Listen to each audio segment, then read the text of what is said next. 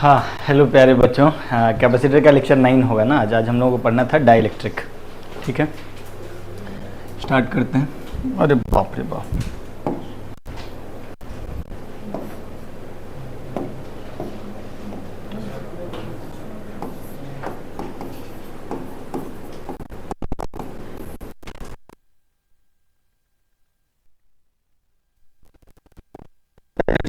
पहले सुने थे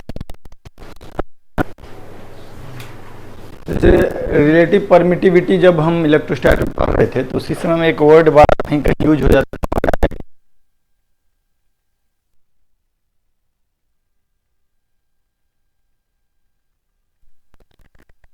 है और सेमीकंडक्टर के सब डिवाइड करते हैं ना। तो उसमें जो इंसुलेटर वाला जो पार्ट है जिसके पास फ्री इलेक्ट्रॉन नहीं होते हैं या ना के बराबर होते हैं, उनको हम लोग क्या बोलते हैं? डाइलेक्ट्रिक। उसको हम लोग क्या बोलते हैं? देखना चाहते हैं किसमें? कैपेसिटर में। किसमें? कैपेसिटर में। कैपेसिटर में डाइलेक्ट्रिक डालने से क्या प्रभाव पड़ेगा वो, माने जैसे कि अगर हमारे पास कोई कैपेसिटर होगा और इस पे कुछ चार्ज वगैरह होगा, ठीक है, और अगर हम इसके अंदर कोई डाइलेक्ट्रिक इंसर्ट कर दिए, डाइलेक्ट्रिक इंसर्ट कर दिए मतलब कोई इंसुलेटर जैसे पेपर होता है नहीं, वैसा कोई डाइलेक्ट्रिक इंसर्ट कर दिए, तो फिर क्या प्रभाव पड़ेगा इसके कैपेसिटेंस पे, एनर्जी पे, फोर्स बिटवीन प्लेट पे, ये सारा चीज़ हम लोग जानना चाहते हैं। हम लोग बहुत सारा पैरामीटर देखे थे ना कैपेसिटर पे। कैपेसिटर का कैपेसिटेंस पढ़े थे, अगर चार्ज कैपेसिटर है तो उस पर चार्ज कितना है ये पढ़े थे, पोटेंशियल डिफरेंस कितना होता है दो प्लेट के बीच में, उसके बाद इलेक्ट्रिक फील्ड कितना होता है दो प्लेट के बीच में, एनर्जी कितना स्टोर होता है कैपेसिटर पे, फोर्स कितना लगता है दो प्लेट के बीच में। तो ये सारी चीज़ों का जब हम लोग गणना कर रहे थे, कैलकुलेशन कर रहे थे, तो प्लेट्स के बीच में वैक्यूम हुआ करता था, माने कोई मीडियम नहीं होता था। अब हम लोग दोनों प्लेट के बीच में कोई मीडियम रख देंगे, ठीक है, और तब वो ये सारा चीज़ फिर से कैलकुलेट करने का कोशिश करेंगे, ठीक है। तो अभी जो हम लोग करेंगे फिलहाल वो ये कि इन जनरल डाइलेक्ट्रिक का बिहेवियर क्या होता है किसी इलेक्ट्रिक फील्ड में। मान लीजिए डाइलेक्ट्रिक, ठीक है, डाइलेक्ट्रिक है मतलब कूट का एक टुकड़ा है ना, ऐसा जो कि जिसके पास फ्री इलेक्ट्रॉन नहीं है, ठीक है। अब इसमें क्या इलेक्ट्रॉन नहीं होंगे क्या? इसके पास इलेक्ट्रॉन तो होंगे ही, फ्री इलेक्ट्रॉन, एटम भी होगा ही। तो इसका जो एटम होगा वो ओवरऑल न्यूट्रल होगा, लेकिन अगर तुम माइन्यूटली देखोगे तो उनके पास वो जो न्यूट्रल एटम होगा उसमें एक एंड पॉजिटिवली चार्ज होगा और दूसरा नेगेटिवली चार्ज हो जाता है। हो गया केमिस्ट्री में कि एटम्स में जो है मॉलिक्यूल्स में जो एटम्स होते हैं वो पोलराइज करते हैं इलेक्ट्रॉन क्लाउड को एक साइड में। इलेक्ट्रोनेगेटिविटी के बारे में जानते होंगे। खैर, तो बेसिकली जो कोई भी मॉलिक्यूल होता है उस मॉलिक्यूल में ओवरऑल मॉलिक्यूल न्यूट्रल हो सकता है, लेकिन वो एक्ट करता है कैसा? एक डाइपोल के जैसा, मतलब एक सिरा पॉजिटिवली चार्ज होता है और दूसरा नेगेटिवली चार्ज होता है। और डाइपोल वर्ड हम लोग पहली बार सुन नहीं रहे हैं, इससे पहले भी हम लोग इलेक्ट्रोस्टैट में पढ़े हुए हैं। डाइपोल क्या होता है बेटा? दो equal and opposite charge separated by a very small is called dipole, ठीक है। तो ये जो अपने पास एक डाइलेक्ट्रिक है, इसको हम लोग ट्रीट कर सकते हैं कि इसमें बहुत सारे न्यूट्रल मॉलिक्यूल्स हैं, लेकिन वो neutral molecules are behaving as dipole, dipole, okay. तो अगर इसको हम ऐसे ही रैंडमली छोड़ दें तो क्या होता है कि ये सब अलग अलग डायरेक्शन में अलाइन होता है, random, left to right, right to left, upward, downward, किसी भी डायरेक्शन में डाइपोल हो सकता है। हम लोग को डाइपोल के बारे में मालूम है कि अगर एक नेगेटिव और पॉजिटिव चार्ज सेपरेट होता है तो एक डाइपोल मोमेंट आता है नेगेटिव से पॉजिटिव की तरफ, उसको हम पी से दिखाते हैं। लेकिन ये सारे डाइपोल्स कुछ इस तरीके से अलाइन होंगे कि इस डाइलेक्ट्रिक के अंदर नेट डाइपोल मोमेंट क्या होगा? जीरो। नेट डाइपोल मोमेंट क्या होगा? जीरो। सब रैंडम अलाइन होंगे लेकिन नेट डाइपोल मोमेंट जीरो होगा। और net electric field due to these dipoles भी जो होगा वो 0 होगा इनसाइड दी डाइलेक्ट्रिक। ऐसा कब होगा? जब डाइपोल्स को हम एक्सटर्नल इलेक्ट्रिक फील्ड में नहीं रखे हुए हैं, बिना इलेक्ट्रिक फील्ड के प्रेजेंस में डाइपोल को रखा जाए, तो ये सब डाइपोल रैंडमली किसी किसी डायरेक्शन में होंगे, लेकिन कुछ ऐसे होंगे कि इन सब के द्वारा नेट इलेक्ट्रिक फील्ड भी 0 होगा डाइलेक्ट्रिक के अंदर, और इन सब का जो नेट डाइपोल मोमेंट होगा वो भी 0 होगा। हमको पता है डाइपोल मोमेंट एक वेक्टर क्वांटिटी है, एक डाइपोल मोमेंट इधर है और दूसरा एग्जैक्टली अपोजिट डायरेक्शन में है इक्वल मैग्नीट्यूड का, तो नेट डाइपोल मोमेंट 0 हो जाएगा। यस और नो? तो हम क्या कह सकते हैं कि अ डाइलेक्ट्रिक हैज मतलब a bulk of neutral molecules, molecules behave as dipoles, these molecules behave as dipole in absence of external electric field। किसी external electric field के absence में the net dipole moment of these dipoles is 0 and net electric field due to these dipoles is also 0। Okay, अब हम लोग देख, जो बात हम बोले ये तुम लिख लोगे अभी पक्का? क्या लिखोगे?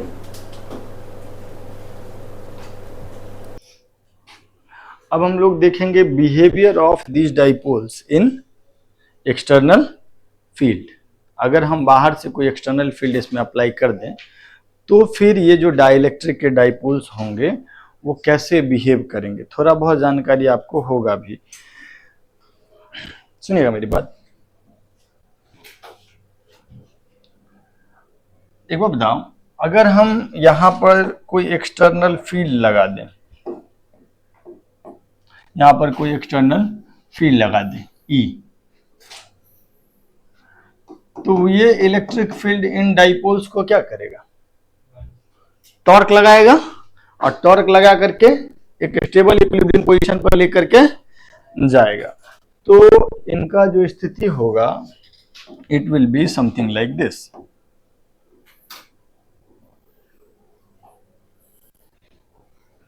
आप पढ़े होंगे ना डाइपोल पे जो टॉर्क लगता है, क्या लगता है? हाँ, टॉर्क ऑन डाइपोल क्या होता है? हाँ,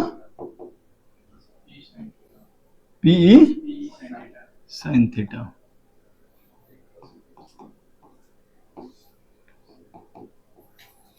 तो वो जो P क्रॉस E पढ़ते हैं हम लोग, वो इसको रोटेट कराएगा इन डाइपोल्स को, और सबको कहां पे लेके आ जाएगा? ऐसे, ठीक है। अब तुम देखोगे ना तो तुमको ऐसा दिखेगा कि ये जो कोना है डाइलेक्ट्रिक का और ये जो कोना है डाइलेक्ट्रिक, यहाँ पे ढेर सारा पॉजिटिव चार्ज इकट्ठा दिखेगा और यहाँ पर ढेर सारा, यस और नो? तो अगर तुम बाहर से देखोगे तो तुमको डाइपोल जो है, अच्छा ऐसा कब होगा? जब हम इसको किसी इलेक्ट्रिक फील्ड में रख देंगे, किसी इलेक्ट्रिक फील्ड में रख देंगे। ओके, तो सारे डाइपोल इलेक्ट्रिक फील्ड के डायरेक्शन में अलाइन कर जाएंगे। पॉजिटिव चार्ज को इधर फोर्स लगेगा, नेगेटिव चार्ज पे ऑपोजिट डायरेक्शन में फोर्स लगेगा। तो फाइनली जो तुमको दिखेगा बाहर से, वो यहाँ पे ढेर सारा नेगेटिवली चार्ज पोल दिखेगा और यहाँ पर ढेर सारा, ये पॉजिटिव चार्ज फ्री नहीं है, ये किसी डाइपोल का सिरा है, एक एंड है, ठीक है। अब जरा हमको बताइए कि इस बीच में इलेक्ट्रिक फील्ड कितने प्रकार के होंगे? एक तो आपका एक्सटर्नल इलेक्ट्रिक फील्ड होगा, नहीं, एक तो बाहर वाला एक्सटर्नल इलेक्ट्रिक फील्ड है E, है ना, और यहां पर जो पॉजिटिव चार्ज इकट्ठा हुआ और यहां पर जो नेगेटिव चार्ज इकट्ठा हुआ है, इसकी वजह से एक ऑपोजिट डायरेक्शन में, नहीं, ऑपोजिट डायरेक्शन में एक EB, इसको हम लिखते हैं। EB माने electric field due to bound charge. इन चार्जेस को हम लोग बाउंड चार्ज बोलते हैं। यहाँ पे जो चार्ज इकट्ठा हुआ इसको QB बोल देते हैं और यहाँ पे जो हुआ उसको माइनस QB बोल देते हैं, ठीक। जो फ्री चार्ज ये नहीं है, ये बाउंड है, बंधा हुआ है, ठीक है ना, इसको तुम अलग से खींच नहीं सकते हो। तो इसकी वजह से ऑपोजिट डायरेक्शन में एक फील्ड आएगा ना, तो यहाँ पर जो नेट इलेक्ट्रिक फील्ड होगा इस जगह पे E नेट, उसका वैल्यू पहले जितना होगा या कुछ कम होगा, ई माइनस ई भी हो जाएगा, है ना। जितना कम होगा उसके हिसाब से हम लोग एक चीज डिफाइन करते हैं जिसको हम लोग बोलते हैं डाइलेक्ट्रिक कांस्टेंट। अब जो ई नेट हम लोग लिखेंगे वो ई नेट लिखेंगे E minus E B, E minus E, और ये थोड़ा कम होगा, इससे थोड़ा कम, E upon something, this something is greater than equal to 1 और overall net electric field is less than external field, this K is called dielectric constant. Electrostat में इसी का नाम होता था permittivity of the medium, relative permittivity of the medium, permittivity नहीं, relative permittivity of the medium. सो यहां से जो हम लोग चाहें तो जो इंड्यूस्ड चार्ज या बाउंड चार्ज की वजह से इलेक्ट्रिक फील्ड है वो लिख सकते हैं E minus E by K is electric field due to bound charge, या E into 1 minus 1 by K is electric field due to bound charge, that okay बोलो। लेकिन ई नेट जो हम लोग लिखते हैं वो क्या लिखते हैं, जो भी एक्सटर्नल फील्ड है that divided by dielectric constant of that medium.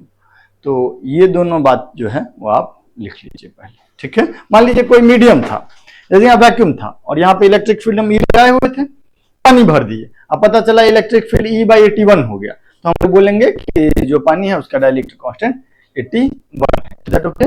ऐसा क्यों इलेक्ट्रिक फील्ड घट गया, due to these charges there is an induced electric field in opposite direction, that okay. लिख लो इसको जल्दी। अब हम लोग देखेंगे effect of dielectric on capacitance. क्या पढ़ रहे हैं हम लोग,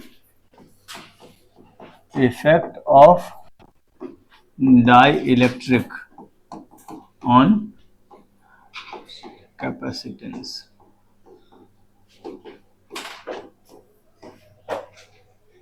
सुनिएगा मेरी बात बच्चों, किसी कैपेसिटेंस कैसे पता करते हैं,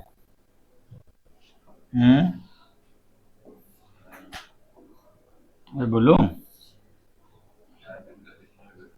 क्या करते थे,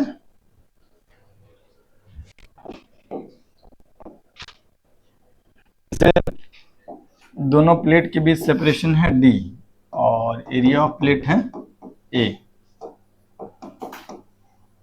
area of plate is A, separation between the plate is D,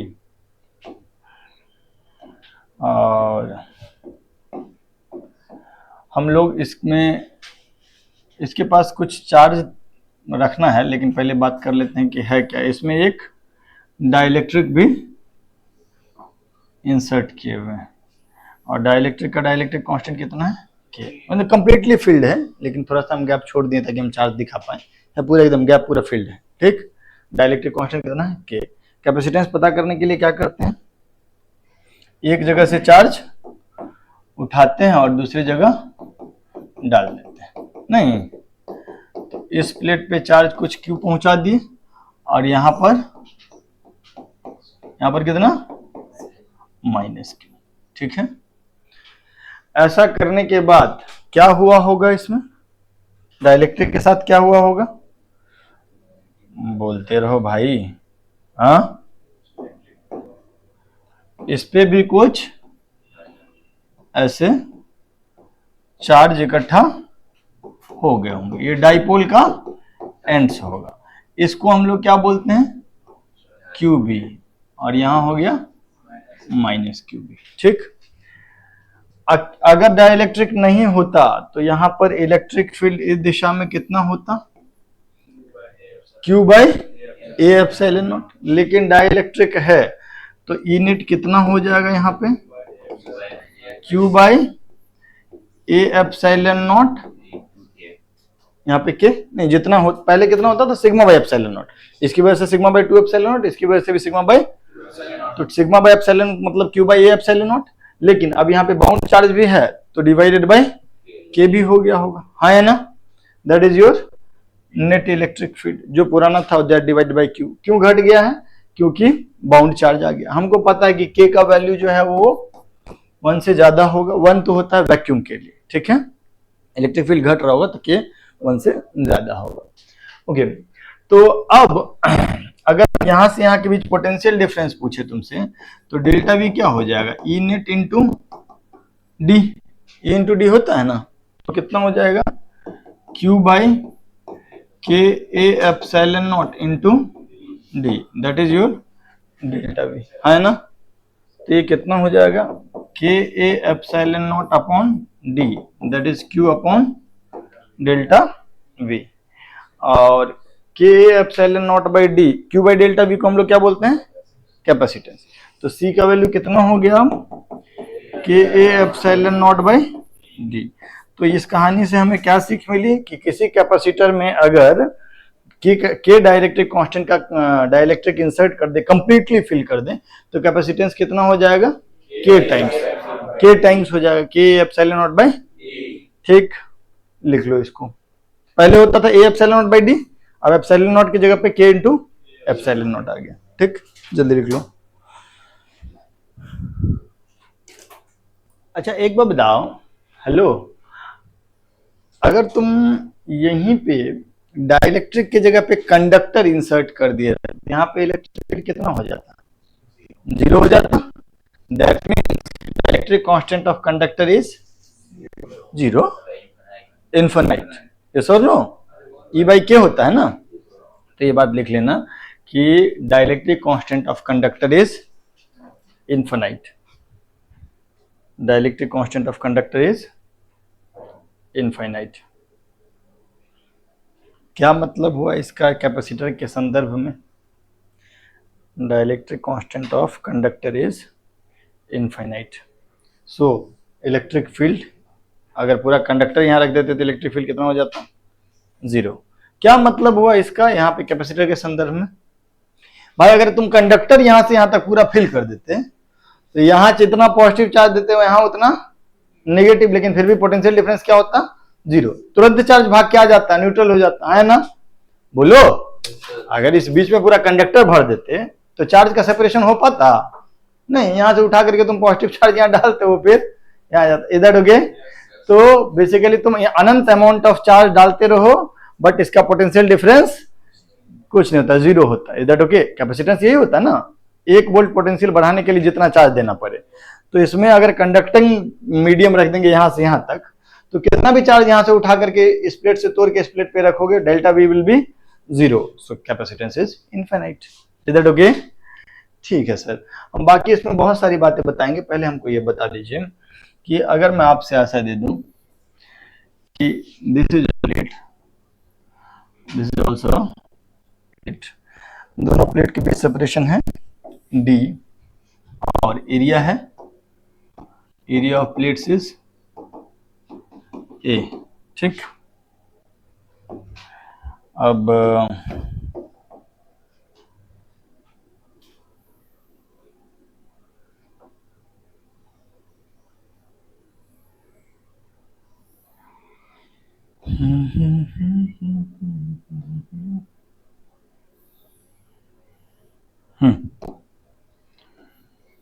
एक डाइलेक्ट्रिक ऐसे फिल की और फिर दूसरा डाइलेक्ट्रिक बाकी के गैप में फिल की,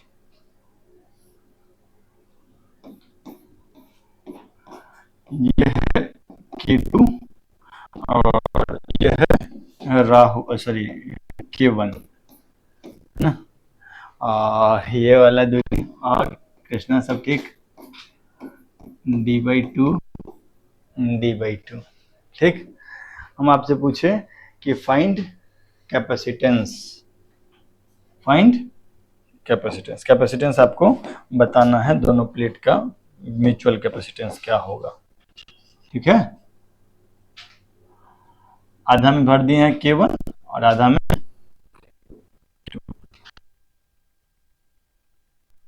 कैसे प्रोसीड करूं, कोई बच्चा बता दो, बोलो कैसे करें, कोई तो बता दो। इसको कैसे मान लें हम लोग, 2 कैपेसिटर को हम सीरीज में मान लें, नहीं इसको C1 और इसको, what is C1? A epsilon not by D होता है, लेकिन अब एप्सिलॉन नॉट नहीं होगा बल्कि K इंटू एप्सिलॉन नॉट होगा। तो क्या लिखेंगे?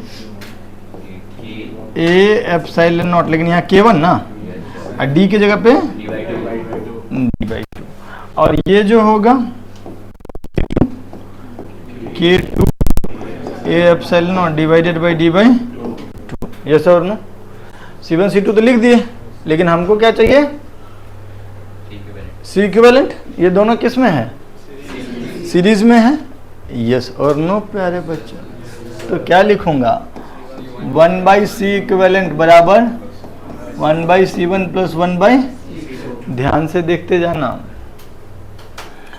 अच्छा, इसको अगर हम लोग ऐसे लिख दे, तुमको कोई दिक्कत? ए एप्सिलॉन D/2 के K1, हाँ K1 को नीचे ले आए, और अगर इसको लिख दे तो ए epsilon not upon D/2 K2,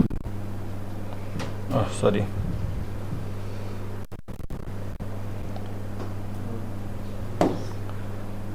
ठीक है, लिख सकते हैं। तो अगर हम लोग लिखते हैं 1/C इक्विवेलेंट बराबर 1/C1 प्लस 1/, तो क्या लिखेंगे?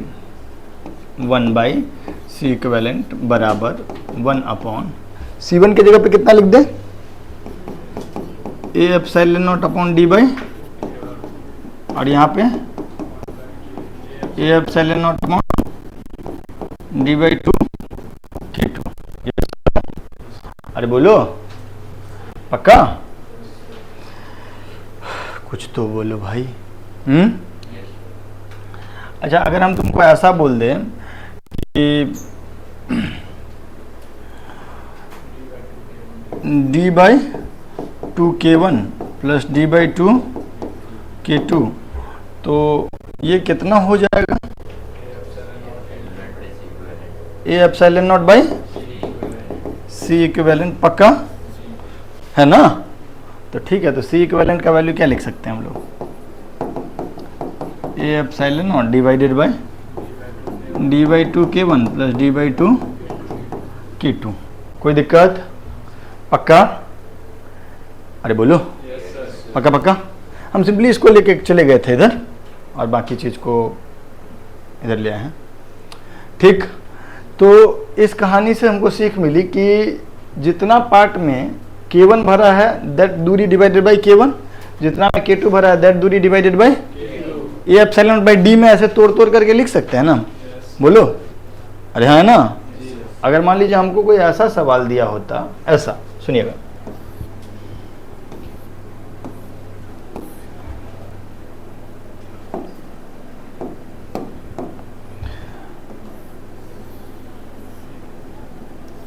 ये होता D/3 और ये होता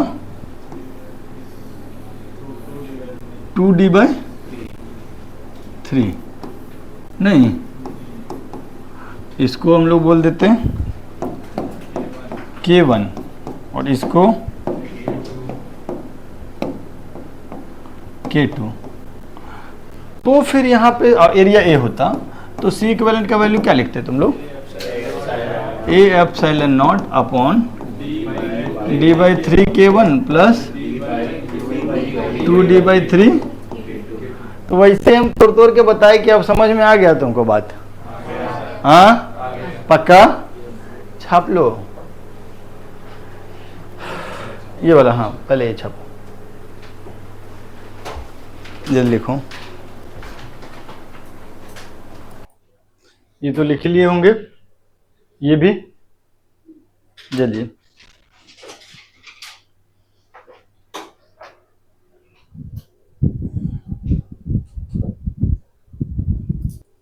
हाँ, अगला सवाल ये है बच्चा कि दो प्लेट है, मेटालिक प्लेट, एरिया ए है, ये T1 दूरी में T1 थिकनेस का एक डाइलेक्ट्रिक है जिसका कैपेसिटी डाइलेक्ट्रिक कांस्टेंट K1 है, T2 थिकनेस का दूसरा है जिसका डाइलेक्ट्रिक कांस्टेंट K2 है, T3 थिकनेस का तीसरा है जिसका डाइलेक्ट्रिक कांस्टेंट K3 है, और दोनों प्लेट के बीच में गैप है D। ये वाला पार्ट जो है दैट इज वैक्यूम। ठीक, जल्दी बताओ C इक्विवेलेंट क्या होगा? आंसर क्या लिखे आप? बताइए, A epsilon naught divided by T1 by plus बस,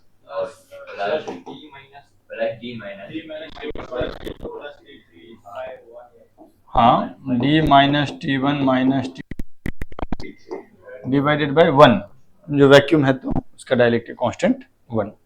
इज दैट ओके?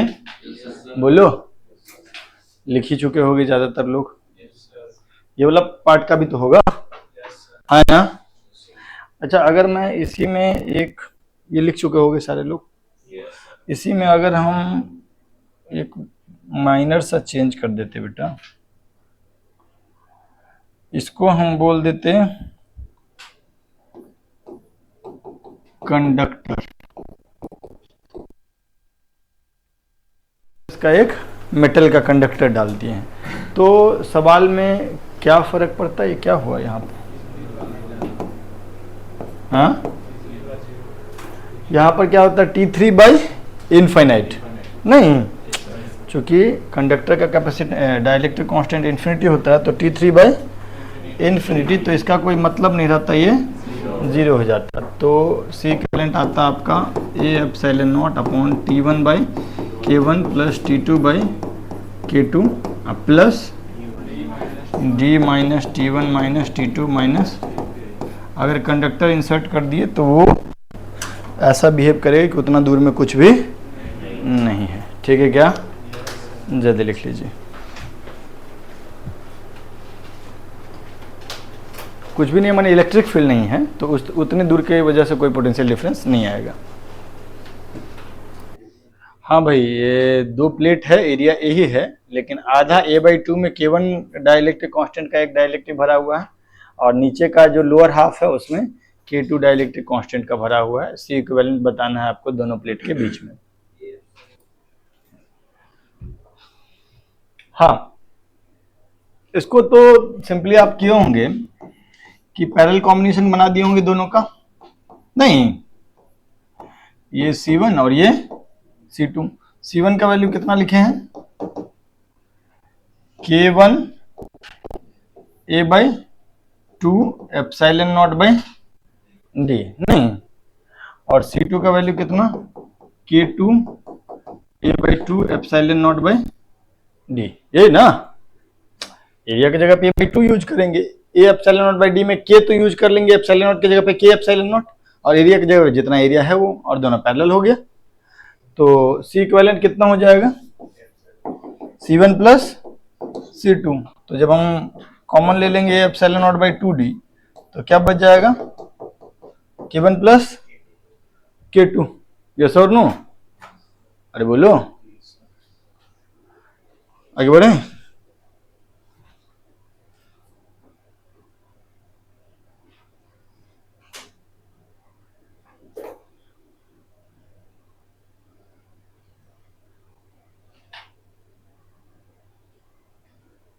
ये तो लिख ही लिए होगे तुम लोग पहले भी, नहीं?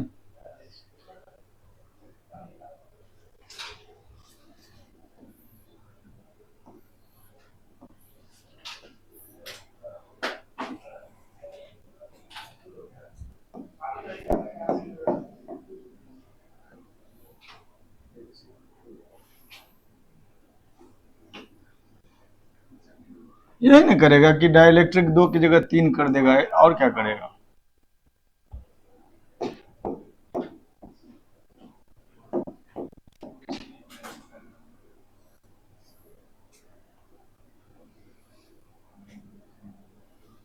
ये K2 है और ये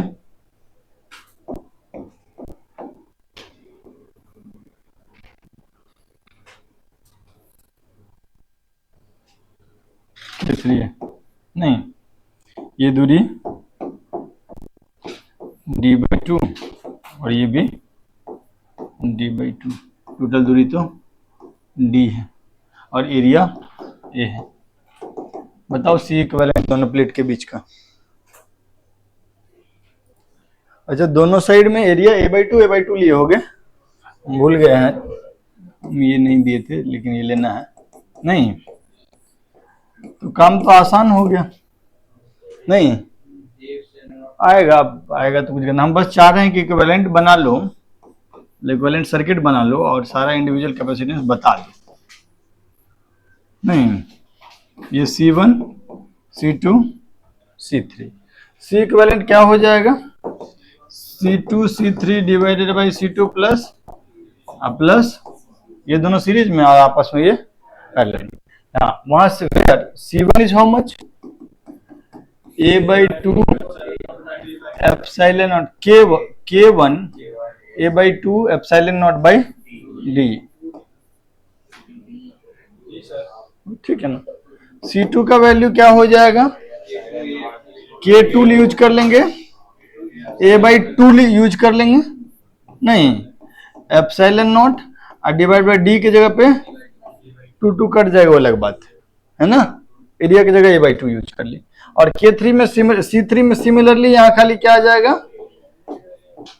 एरिया हो जाएगा A/2 एप्सिलॉन नॉट और दूरी की जगह पे D/2, 2 कट जाएगा, वो कैलकुलेशन का पार्ट है, ठीक है। अब वो दोनों ये सारा value C1 C2 C3 case में पुट कर देंगे तो आंसर आ जाएगा। दैट हो गया, बोलो। अब इसको तुम चाहते तो वैसे भी कर सकते थे, ऊपर वाला को एक और नीचे वाले का A/2 epsilon not upon D/2 K1 plus D/2 sorry D/2 K2 plus D/2 K3, नहीं समझे। अगर हम एक लाइन में आंसर लिखना चाहते हैं तो ऐसे लिखते हैं ना, ये वाले ऊपर वाला का वैल्यू कितना लिखते हैं,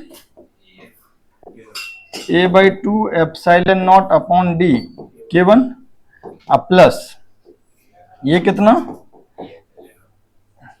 नहीं A/2 epsilon not D/2 K2 plus D/2 K3, नहीं, and that is your C equivalent. Okay, ऊपर वाला तो एक है ही, इन दोनों का पैरेलल में कर लेंगे, सॉरी सीरीज वाला फॉर्मूला यूज कर लेंगे, ठीक, सेम आंसर आएगा।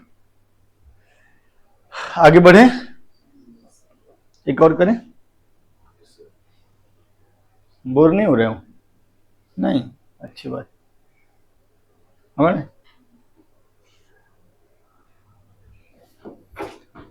हम तो बोर हो जाते इतना देर में, टाइम पास ही तो करा रहा है लोग, नहीं अच्छा सवाल है तो तुम खुल जाते हो, जी सर बोलने में आगे रहते हो। एवरेज लेवल का सवाल दिए हैं तब तो मचा के आया हो तुम।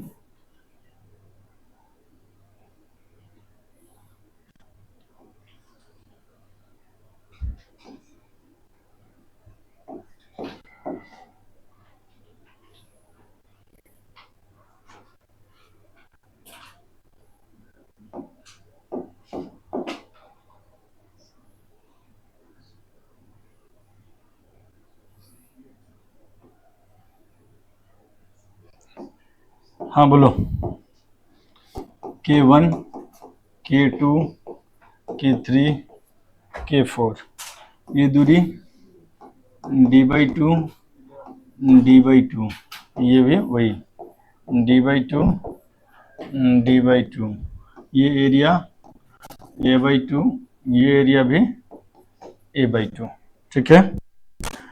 तो खाली सर्किट ड्रॉ कर दो इक्विवेलेंट और सारे कैपेसिटेंस का इंडिविजुअल वैल्यू बता दो, आंसर तो आ ही जाएगा।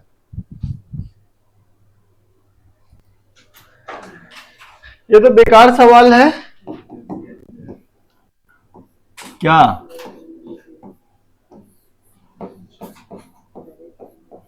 ऐसे ही ना लिखें, ये C1 ये C3 और ये इन दोनों का कितना C1 C2 बाई इन दोनों का, और ये दोनों आपस में पैरेलल में, नहीं ये दोनों सीरीज में, ये दोनों सीरीज में, ये दोनों आपस में पैरेलल में, तो C इक्विवेलेंट आ जाएगा।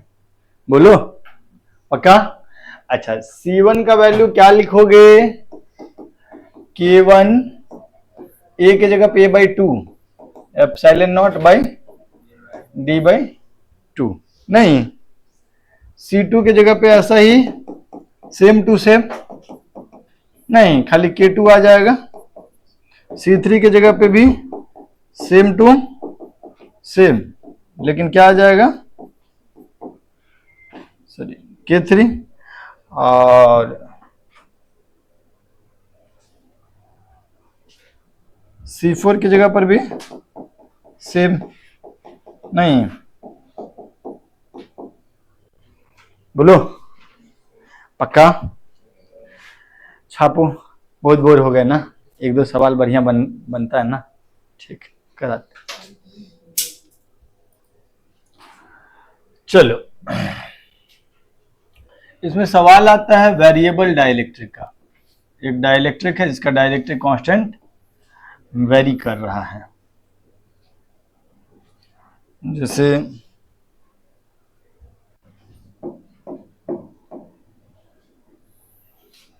एक डाइलेक्ट्रिक है,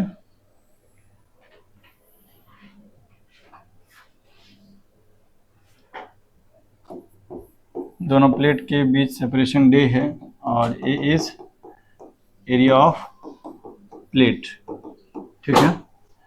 और आपसे कह रहा है कि डाइलेक्ट्रिक का डाइलेक्ट्रिक कांस्टेंट वेरिएबल है, लीनियरली वेरी कर रहा है।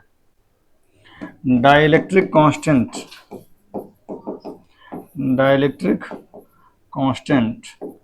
Varies linearly from K1 at left end to K2 at right end, ठीक है। और आपसे पूछा गया find C equivalent, find C equivalent is equal to what, ये सवाल है, लिखिए जरा। सवाल समझ में आया कि डाइलेक्ट्रिक का डाइलेक्ट्रिक कांस्टेंट वेरी कर रहा है, कैसे वेरी कर रहा है, लीनियर वेरिएशन समझते हो ना, y बराबर mx प्लस c जैसा, लाइन का इक्वेशन जैसा होता है। इस एंड पे K1 है और इस एंड पे K2 है, तो पहले तो K का इक्वेशन तुमको लिखना पड़ेगा कि कैसे कैसे आगे जाएंगे तो K का वैल्यू कैसे वेरी करेगा, और तब फिर यहाँ से यहाँ तक वेरिएबल डाइलेक्ट्रिक है मान करके देखो कैसे करोगे, छोटा छोटा डाइलेक्ट्रिक, छोटा छोटा कैपेसिटर मान करके आगे बढ़ो। हाँ जी, कैसे इसको करोगे?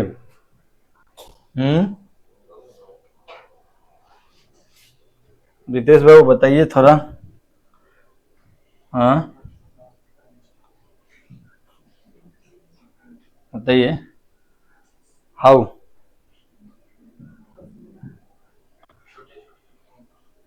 पहली बात तो यहां से x दूरी पे जो डाइलेक्ट्रिक कांस्टेंट है उसका वैल्यू बताओ। क्या लीनियर वेरिएशन मतलब क्या? हाँ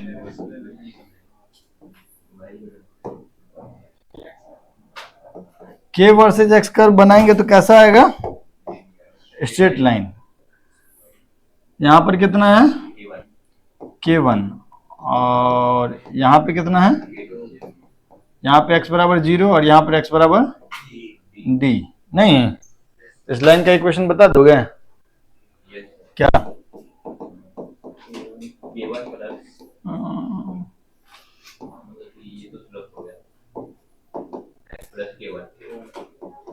y बराबर mx प्लस सी, तो ये तो स्लोप हो गया। स्लोप कितना हो जाएगा? यही tan थीटा ना, K2 minus K1 upon d, ये tan थीटा हो गया स्लोप।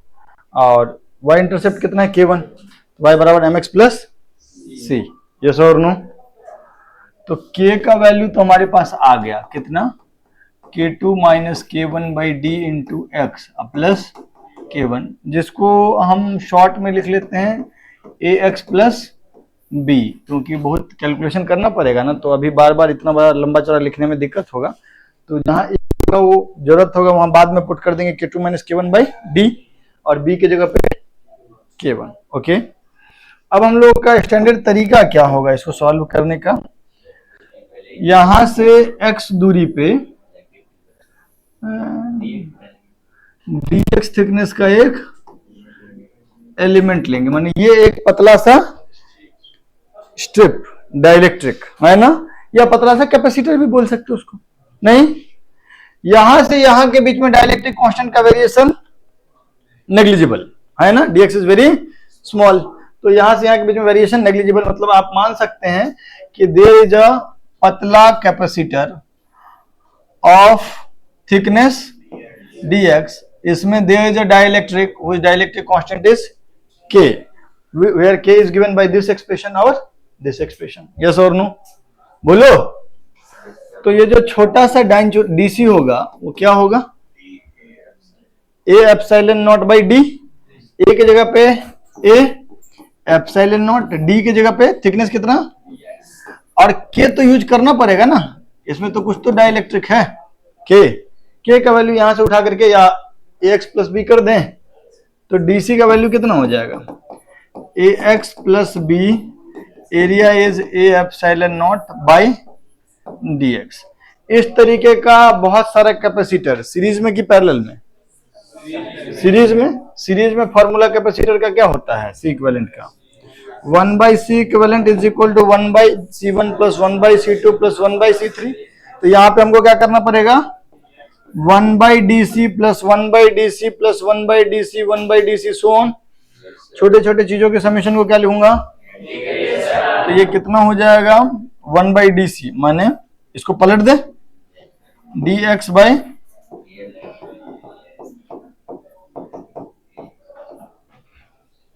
ठीक है, बाहर क्या क्या हो गया, 1 बाई ए एप्सिलॉन नॉट, यहां हो गया D X by A X plus B. X का लिमिट कहां से कहां तक बच्चों, 0 से डी, एक्स कम से कम कितना होगा, यहां पे कितना हो जाएगा 0, और इस एंड पे आएंगे तो एक्स कितना हो जाएगा डी। ठीक, अब फिजिक्स का काम, अब किसका काम, थोड़ा सा हम राइट कर लें, बोलो, अरे कुछ तो बोलो भाई, कुछ बोलो, क्या होता है इसका इंटीग्रेशन बच्चों, 1 बाई ए एप्सिलॉन नॉट तो रह जाएगा, इसका कितना हो जाएगा ln A X plus B divided by limit, A को बाहर कर लें, अच्छा ए का वैल्यू बाद में पुट कर देंगे, अपर लिमिट डालेंगे ln A D plus B minus X की जगह पे 0 पुट कर देंगे तो ln बी, तो ये कितना हो गया, ए के जगह पे वैल्यू कितना रखना होगा हमको, k2 minus K one by D, यहाँ रख दे k2 minus K one by D, तो ऊपर क्या चला जाएगा d by A epsilon not k2 minus K one, ठीक, और ये क्या हो जाएगा ln A D plus B by B, yes और नो, अच्छा तो ये हो जाएगा ये लेकिन 1 बाई सी इक्विवेलेंट, यस और नो, तो थोड़ा सा इसको और सिंप्लीफाई कर लेते हैं, ये ln क्या हो जाएगा a by B into D, ln a by B into plus 1, तो ln a by B, ln a by B कितना हो जाएगा, इस दोनों को डिवाइड कर देंगे तो k2 minus K one by D upon B की जगह पे k1 नहीं प्लस 1, और यहां पे वो डी लिखना भूल गए थे, देख लो,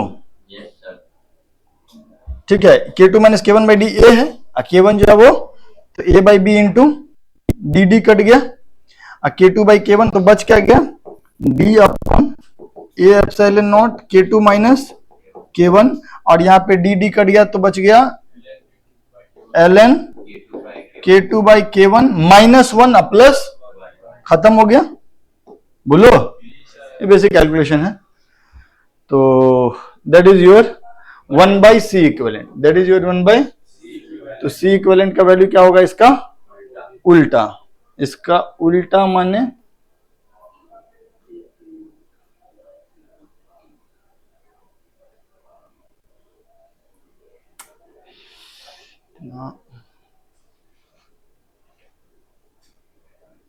ठीक है ये,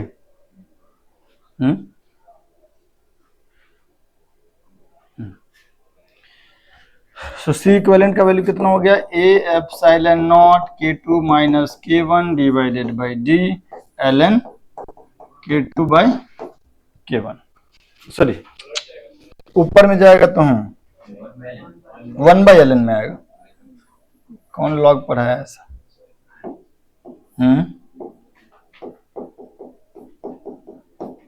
हाँ भाई, हाँ ठीक है, लिख लो इसको।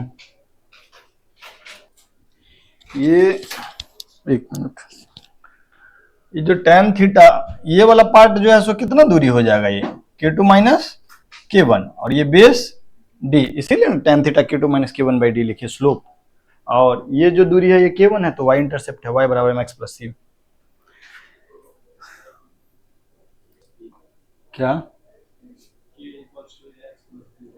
हाँ अच्छा, यहाँ पे K1 लिखा हुआ है, ओहो हो, बिल्कुल बिल्कुल ओके होगा, सही बोल रहे हो, सत्य कह रहे हो।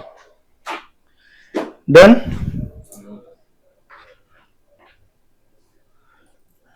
अगला सवाल वैसा ही, उसमें डाइलेक्ट्रिक कांस्टेंट पिछला में कैसे वेरी कर रहा था, लेफ्ट से राइट लीनियरली, लेकिन K1 से K2। इसमें क्या है, टॉप पर K1 है, नीचे में टॉप से बॉटम में लीनियरली वेरिएशन है K1 से K2 तक, ठीक।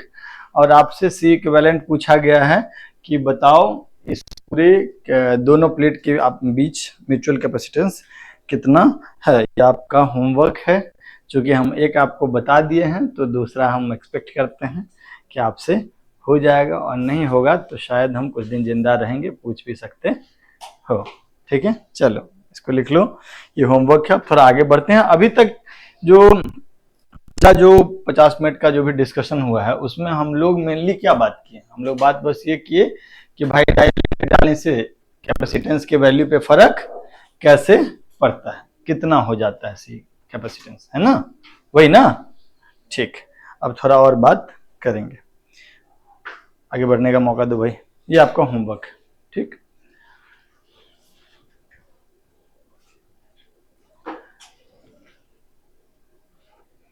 ओके अगला है आपका, जैसे दो प्लेट है, अभी जो सवाल हम देंगे उसका आंसर को रट के याद भी रखना है, ये स्टैंडर्ड रिजल्ट याद होना चाहिए। दो प्लेट है, ओहो, दो प्लेट है, एक पे चार्ज है Q0 और दूसरे पे माइनस Q0, ओके। और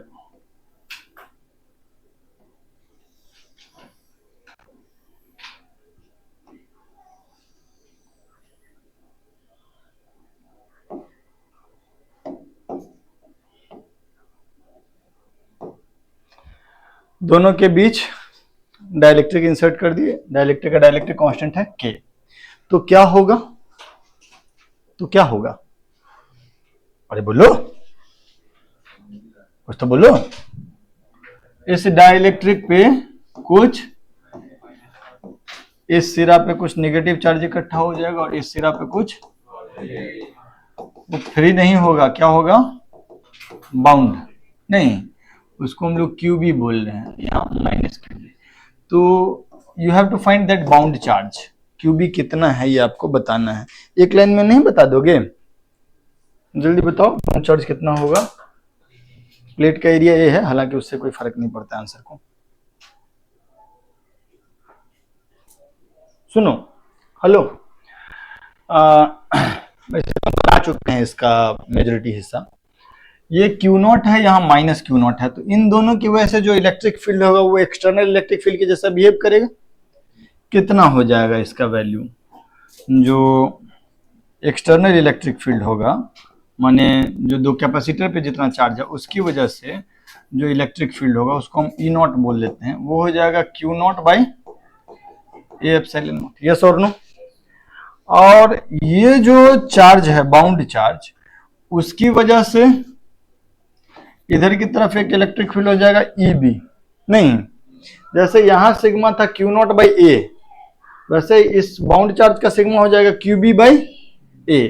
तो कितना हो जाएगा, इसकी वजह से QB by 2A epsilon not left की तरफ, और ये माइनस QB की वजह से minus QB by 2A epsilon not left की तरफ, सिग्मा बाई 2 एप्सिलॉन नॉट होता है शीट की वजह से, है ना। तो कितना हो गया EB, QB बाई, यस और नो। तो ये जो नेट इलेक्ट्रिक फील्ड होता है, नेट इलेक्ट्रिक फील्ड इस डायरेक्शन में, वो नेट इलेक्ट्रिक फील्ड कितना होगा,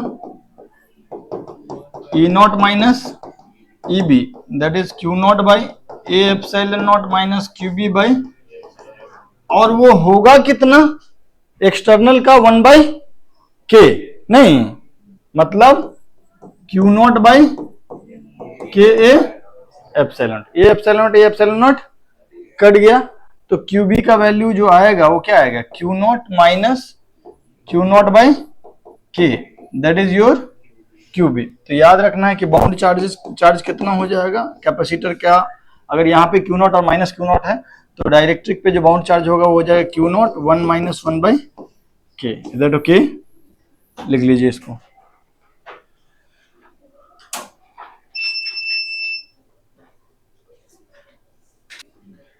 ठीक है, तो नेक्स्ट क्लास में जब हम लोग मिलेंगे तो इससे आगे पढ़ेंगे डाइलेक्ट्रिक के इंसर्शन की वजह से force, energy, potential difference, electric field, इन सब पे क्या प्रभाव पड़ता है, और बाकी बातें भी। ठीक है, चलिए बाय बाय।